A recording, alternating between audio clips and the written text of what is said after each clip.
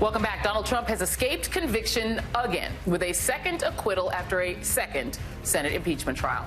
The vote came late this afternoon, and as expected, his Republican allies delivered.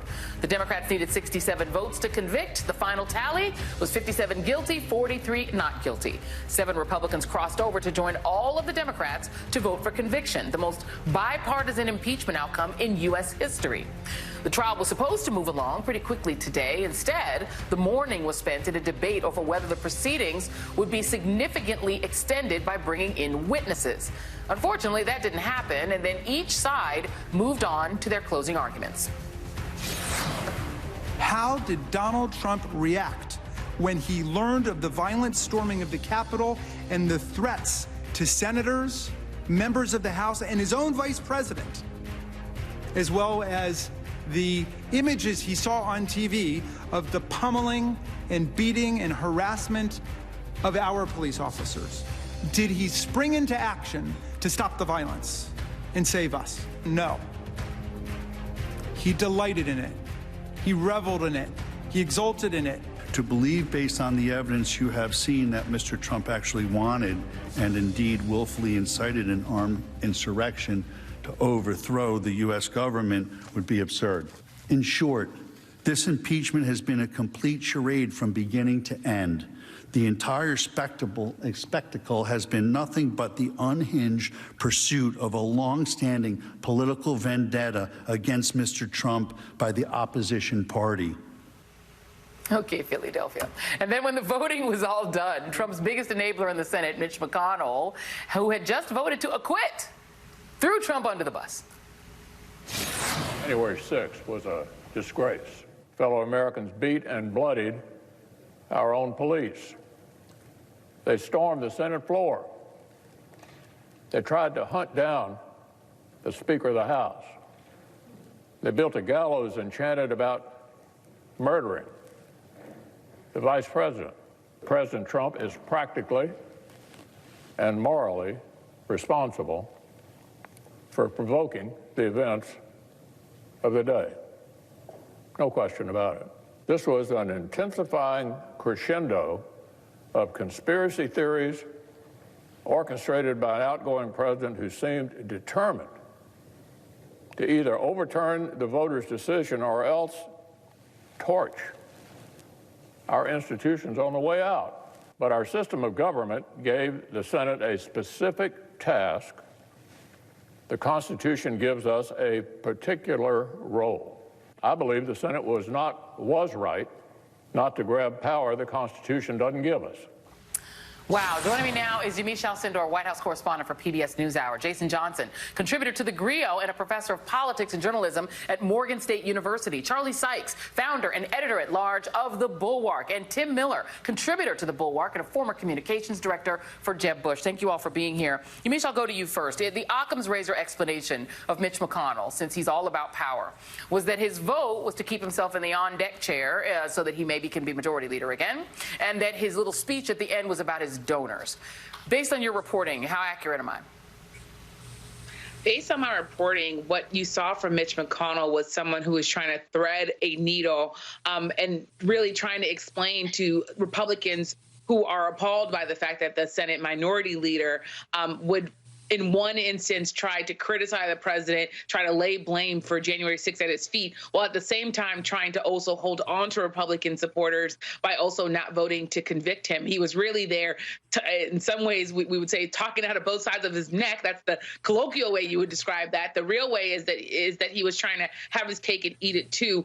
Talking to people that watched this trial and also being in the chamber, I can tell you that this was a roller coaster. It had some unexpected twists and turns, but just sitting in the chamber, you can tell that Republicans had made up their minds from the very beginning. You had people reading, you had people taking notes. There were a lot of empty chairs on one side, and then you had Democrats stoically looking at these House impeachment managers who knew that they were probably going to end up with a president who was going to be acquitted, but who was also trying to make the case to Americans that white supremacy and all of the terrible things that burst into the Capitol, the systemic racism that we're facing in this country, that is something that we should all, as Americans, Americans be worried about. Not just Black people, not just Latinos, but all Americans should be worried about that. But Mitch McConnell, in some ways, is trying to align himself with that idea while also in practice not actually doing that. Yeah, but clearly not doing that. You know, Jason, it strikes me there were two kinds of Republicans in that chamber today.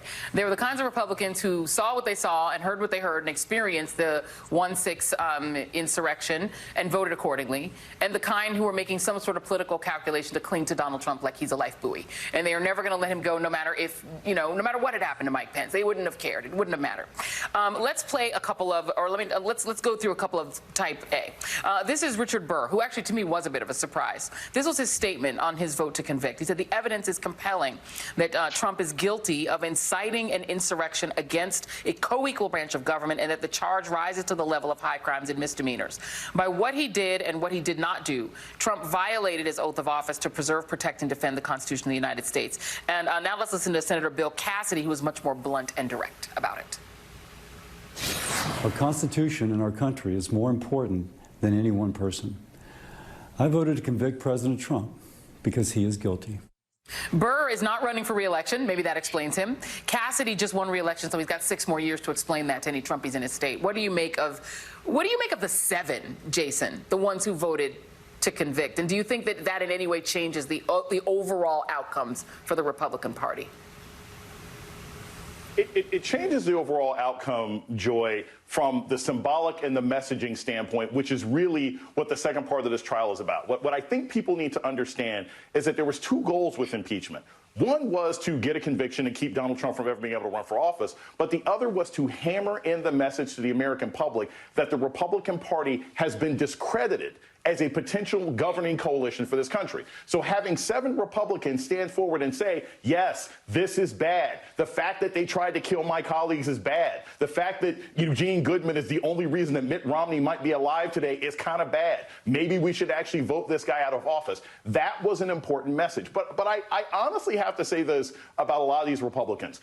Is there really a difference to me? No. It's a difference between, like, cowards and weasels, cats and dogs. It's not really that much of a difference, because at the end of the day, so many of these Republicans, including ones who voted for conviction today, voted with Trump and justified so much of his nonsense all the way up until this point. They were complicit in building the monster that one day tried to eat them. So I don't give them a tremendous amount of credit. I think they did the right and decent thing. But the moment we start getting to a point where in American public, where we say that doing the right and decent thing is something that people should be praised for, we've pretty much given up on the whole democratic process. So, look, I'm happy that 7 people realize that being murdered on the job is something that you don't like, but I'm not willing to give them a tremendous amount of credit for it. And I'll also say this, these people might also be the only ones who can get some of that Fortune 500 money, because we heard a couple weeks ago that there are large corporations who are like, hey, look, if you voted against conviction, if you voted against impeachment, it may cost you in your pockets when next time you're trying to run. And I just believe Mitch McConnell's all about that. I don't believe everything he said, he'll change his mind the minute somebody tried to indict Trump. So I think it was about the donors. Yeah. And, you know, Charlie Sykes, the counterfactual to that is that if you want to encourage good behavior, then you need to praise good behavior, right? Yeah. If we want Republicans to get their souls back in their bodies, when we see the signs of a soul, we should say, you have a soul. Congratulations, you did the right thing. Am I right, or is Jason right? Because they did go along with it, but if in this moment they did the right thing, can sort of praising good behavior encourage more of them to snatch back their souls? Well, exactly. And Tim Miller and I had a podcast we just finished where we talked about this. Look, Bill Cassidy showed a lot of guts making this vote from Louisiana. And when people do good and decent things in this era, we ought to praise them. But, you know, this should have been a very easy vote for Republicans, both politically and substantively. The evidence was overwhelming. Congratulations, you did the right thing. Am I right, or is Jason right? Because they did go along with it, but if in this moment they did the right thing, can sort of praising good behavior encourage more of them to snatch back their souls? Well, exactly. And Tim Miller and I had a podcast we just finished where we talked about this. Look, Bill Cassidy showed a lot of guts making this vote from Louisiana. And when people do good and decent things in this era, we ought to praise them. But, this should have been a very easy vote for Republicans, both politically and substantively. The evidence was overwhelming. It was right in front of them. It should have been an easy vote to convict. It also should have been an easy vote because this was their opportunity to take the off-ramp to move on from Donald Trump. Instead, they basically engaged in jury nullification. But I thought one thing that struck me about listening to Mitch McConnell was kind of a reminder that nobody during the trial or after the trial is actually praising Donald Trump's behavior or defending Donald Trump's behavior. They're hiding behind the constitutional technicality, or they're playing whataboutism.